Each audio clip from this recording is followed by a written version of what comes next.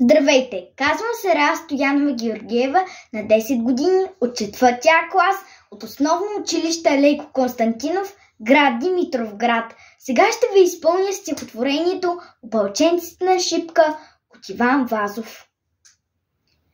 Нека носим още срама по челото, снила от бича следи от теглото.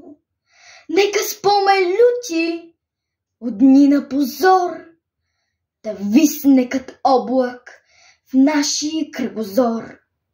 Нека ни отрича историята века, нека е трагично името ни.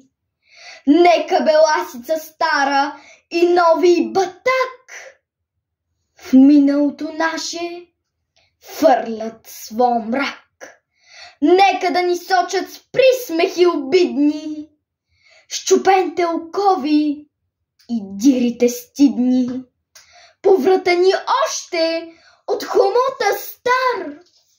Нека та свобода да ни бъде дар.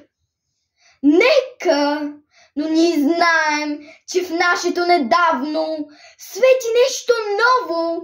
Има нещо славно, що гордо разтупва нашите гърди. И в нас чувства силни, големи плоди. Защото там нейде навръх планината, що небето синьо крепи с рамената. Издига се някой див, чутовен връх, покрит с бели кости и с кървав мъх.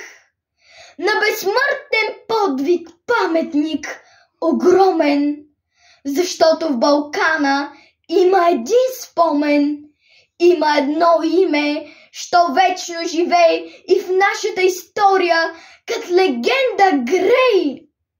Едно име ново, голямо, антично, като Термопили славно, безгранично, що отговор дава и смива срамът. И на клеветата струшава зъбът. О, Шипка! 3 деня младите дружини как прохода бранят. Горските долини как трепетно повтарят на боя ревът. Пристъпи ужасни, 12 път гъсти орди лазят по урвата дива и тела я стелят, и кръв я залива. Бури подир бури, рояк след рояк, Сюлейман безумни сочи върха пак и вика: "Търчете, тамо старейте!"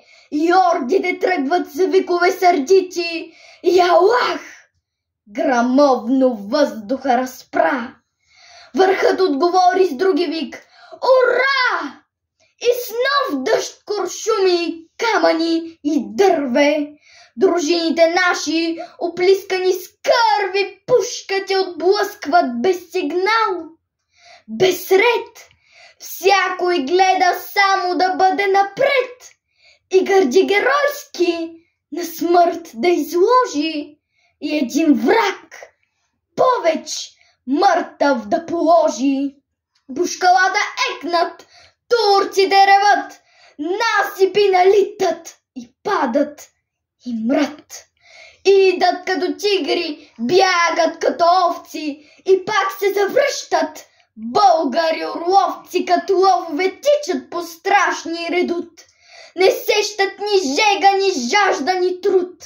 Штурмът е отчаян, отпорът е лют. 3 дни вече се бият, но помощ не иде. От никъде взорът надежда не види и братските орли не фърчат към тях. Нищо, те ще паднат, но честно, без страх, като шапаспартанци под сгънта на Ксеркса. Талазите идат, всичките на Штрекса, последният напън вече е настал. Тогава Столетов, наши генерал, ревна горломно: "Млади опълченци, венчайте България с лаврови венци!" На вашата сила царят повери прохода, войната и себе дори. При тези думи силни, дружините горди очакват геройски душманските орди, бесни и шумящи. О, геройски час! Вълните намират канаритогаз. Патроните липсват, но волите траят, щикът се пречупва, гърдите остаят и сладката радост до крак да измрат. Пред цяла вселена на то славен ръд, с една смърт юнашка и с една победа, България цяла сега нази гледа. Той е връх висок е, тя ще ни съзре, ако би бегали да мрем по-добре. Няма вече оръжие, има хекатомба, всяко дърво мече, всякой камък бомба, всяко нещо удар, всяко душа план. Камъни и дърве изчезнаха там.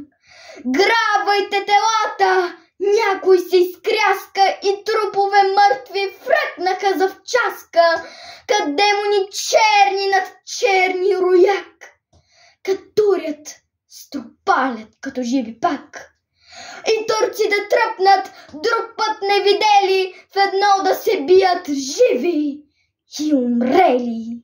И въздуха цепят с демонски вик, боят се обръща на смърт и на щик. А героите наши, като скали твърди, желязото срещат железни си гърди и фърлят се с песни в свирепата сеч, като виждат харно, че умират веч. Но вълни по-нови от орди дивашки гълтат, потопяват орлака юнашки. И още миг ще падне заветният хълм. Изведнъж Радецки пристигна с гръм. И днес и още Балканът, щом буря зафаща, спомня този ден бурен, шуми и препраща славата му дивна, като някой ек от урва на урва и от век на век.